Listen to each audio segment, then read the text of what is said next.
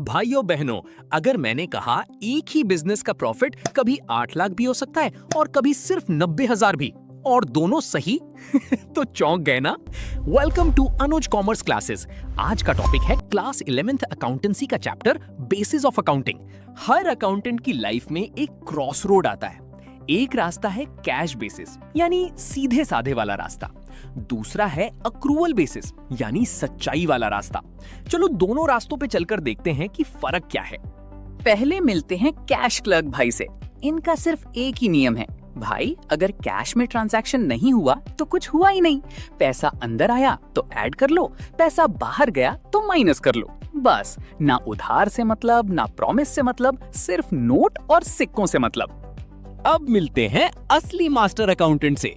ये कहते हैं कैश तो एक डिटेल है, मैं तो ट्रांजैक्शन की असलियत देखता हूँ। जैसे ही कोई इवेंट होता है या कोई प्रॉमिस ऑब्लिगेशन बनता है, मेरी किताब में एंट्री पक्की, यानी पैसा मिला या नहीं इनको फर्क नहीं पड़ता, इनको ट्रांजैक्शन से मतलब है। अब आता है असली ट्विस्ट। सेम बिजनेस की दो अलग अलग प्रॉफिट्स। कैश बेसिस पे प्रॉफिट दिखा 8,80,000 रुपीज, बंदा बोरा भर के पैसे उठा रहा है। लेकिन जब अक्रूवल बेसिस से देखा, असली प्रॉफिट निकला सिर्फ 94,000 रुपीज। क्यों? क्योंकि इनकम का फॉर्मूला है revenue minus expense. Cash basis सिर्फ पैसे का आना जाना देखता है, अक्रूवल बेसिस देखता है असल में कमाया कितना, खर्चा हुआ कितना। जिन ट्रांजैक्शन में कैश नहीं गया वो भी एक्सपेंसेस हो सकते हैं। चलो अब मैं आपको एक एक केस समझाता हूँ, कॉपी में जरूर नोट करना। फर्स्ट केस स्टडी करते हैं। माल आया उधार पर यानी क्रेडिट पे लेटर। अब कैश क्लर्क भाई तो आराम से सो गए क्योंकि कैश का यूज नहीं हुआ तो एंट्री नहीं की। लेकिन मास्टर अकाउंटेंट ने सोचा गुड्स आ गए यानी एक ऑब्लिगेशन पैदा हो गया, अभी रिकॉर्ड करो चाहे पैसे बाद में दो। समझे? यही है अक्रूवल की असली ताकत। यहां क्रेडिटर को रिकॉर्ड कर दिया गया। अगला केस आउटस्टैंडिंग एक्सपेंस। बिजली का बिल आया पर पैसे अभी नहीं दिए।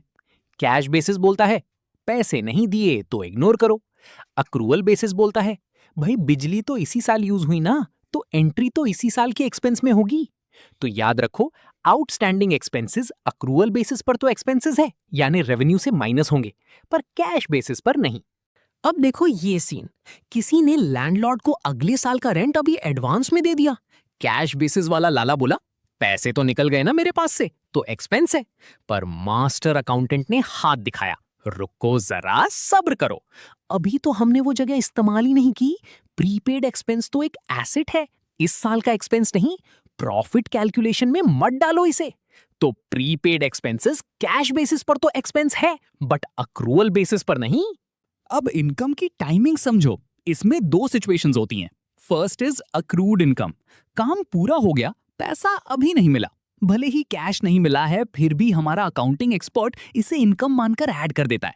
काम हो गया भाई, रिकॉर्ड कर दो इनकम। बट कैश बेसिस पर यह रिकॉर्ड नहीं होगा। Next is advance income.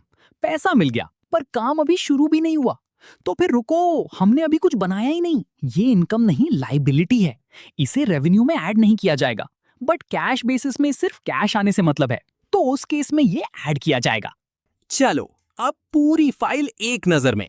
बच्चों ये डिफरेंस एग्जाम में जरूर आएगा, अनुज कॉमर्स क्लासेस की गारंटी है। First is transactions. Cash basis सिर्फ कैश वाले लेता है, अक्रूवल बेसिस कैश और क्रेडिट दोनों। Next outstanding and prepaid expenses. Cash basis पूरी तरह इग्नोर करता है, अक्रूवल बेसिस सही से एडजस्ट करता है। Next is profit accuracy. Cash basis अक्सर गलत, अक्रूवल बेसिस सबसे सही यानी true profit. Next is technical knowledge. Cash basis easy, accrual basis के लिए प्रॉपर अकाउंटिंग नॉलेज चाहिए। भाइयों बहनों, अब एक क्विक एग्जाम्पल लेते हैं, समझना इजी हो जाएगा। क्वेश्चन है, मिस्टर शर्मा का बिजनेस है, फाइनेंशियल ईयर 2026 खत्म हुआ। उनके पास कैश सेल्स थे 90,000 रुपए और क्रेडिट पे बेचा माल 60,000 रुपए का।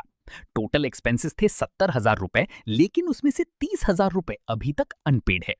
अब देखते हैं कैश बेसिस और अक्रूवल बेसिस में इनकम कितना अलग निकलता है। फर्स्ट कैश बेसिस से। यहां सिर्फ वही पैसा देखते हैं जो एक्चुअली हाथ में आया या गया, तो सिर्फ कैश सेल्स गिनेंगे 90,000 रुपए, और एक्सपेंसेस में भी सिर्फ वो 40,000 लेंगे जो एक्चुअली पे हुआ, मींस 70,000 माइनस 30,000 जो अभी दिया ही नहीं। तो इनकम आता है रेवेन्यू माइनस एक्सपेंसेस 50,000 रुपीज। अब अक्रूअल बेसिस से यहां हम पूरा ट्रांजैक्शन देखते हैं, चाहे पैसा मिला हो या नहीं। तो रेवेन्यू में cash sales plus credit sales दोनों जोड़ेंगे, 90,000 प्लस 60,000 1,50,000, और एक्सपेंसेस में भी टोटल 70,000 लेंगे, चाहे अनपेड हो या पेड। तो इनकम आता है 80,000। देखा, सेम बिजनेस सेम साल, पर कैश बेसिस बोला 50,000 और अक्रूअल बेसिस बोला 80,000। यही है इन दोनों मेथड्स का असली फर्क। तो फाइनल वर्डिक्ट क्या है? कैश बेसिस छोटे स्ट्रीट वेंडर्स और सोलो प्रैक्टिशनर्स के लिए बढ़िया है, सिंपल है, पर लीगली कंपनीज के लिए मान्य नहीं।